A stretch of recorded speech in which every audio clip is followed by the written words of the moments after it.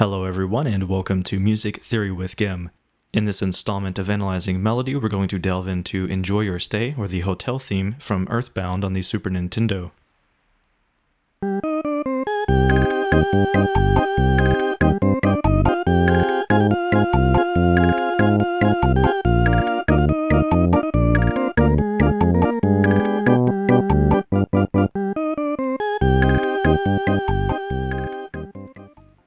The theme is set in the tonality of C with its mode being minor.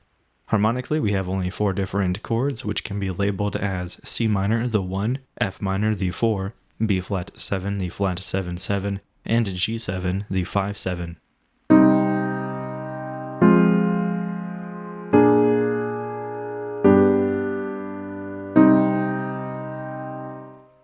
Now that we have an idea of what's happening in the harmony, let's delve into the melody.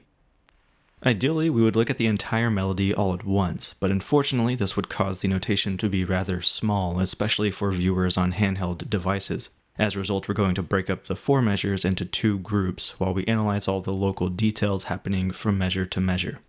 So in this first portion, the core idea is simply G. In the first embellishing layer, we add the note F. For now, we don't need to worry about what its purpose or function is, we just need to know that at this layer of this particular portion, G is descending to F.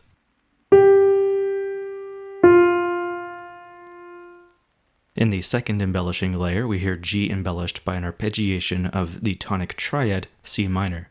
In the anacrusis, this sounds G an octave below, leaping up to E flat, then down to C, and finally up to the structural G.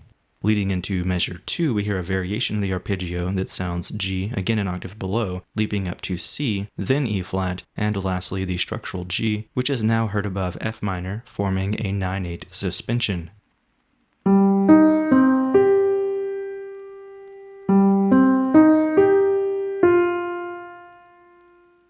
In the third and final layer, we hear a number of passing and neighbor tones. In the anacrusis, E flat passes through D to C, and A flat is used as an incomplete upper neighbor tone of G.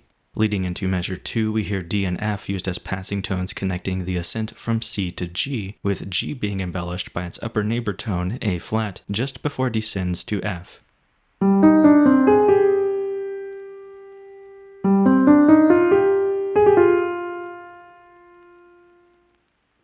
In this second portion of the melody, the core note is, again, G, only it is now an octave below. In the first embellishing layer, we have conjunct motion leading from F down to G via E flat, D, C, B flat, and A flat. Make note that the arrival of the structural G is delayed until beat 2 of the final measure due to A flat being used to create a 9/8 suspension atop G7.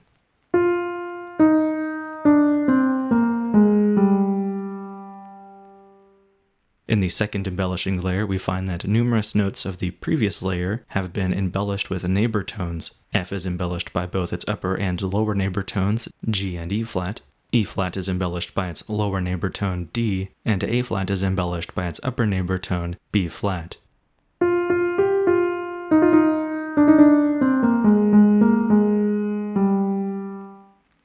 Now that we have an understanding of the notes as they appear next to one another, let's zoom out and look at the melody as a whole. Upon doing so, we can see that the main idea of the melody is a descending interval outline of an octave from G to G.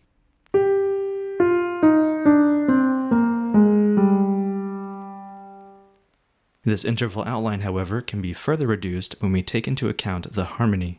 F is, of course, the structural tone atop F minor. Above B flat 7, however, we have E flat, D, C, B flat, and A flat. Since A flat is the penultimate tone of the interval outline and is given emphasis through a 9/8 suspension, we can view it as having a higher structural value than the interposing tones E flat, D, C, and B flat.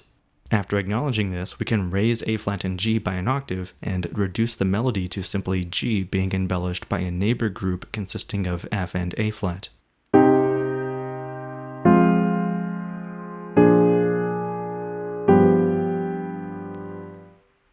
All in all, this melody is very simple in terms of structural design, but it's a great example of how layers of embellishment can provide a great deal of intrigue to something as simple as a scalar descent of C minor from G to G. So with this analysis in mind, let's take another listen to the theme in full and bring this episode to a close.